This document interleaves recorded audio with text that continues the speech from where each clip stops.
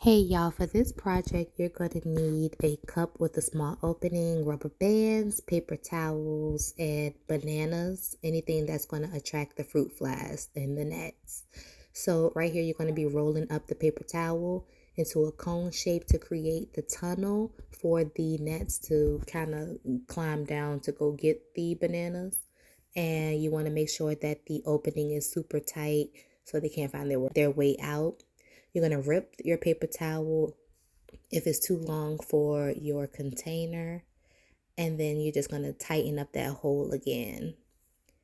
And then you want to take the paper towel and wrap it or fold it down around the mouth of the bottle. That way they don't come up on the sides. I've noticed like they kind of was like trying to get through the paper towel through like the sides. So I end up wrapping my bottles with rubber bands to kind of trap them inside for good. And there you can see the red at the bottom. That's the opening in which they get caught. And you're going to put your fruit at the bottom. And then once they get down there, they can't get back. They're not going to find that hole. Add your bananas.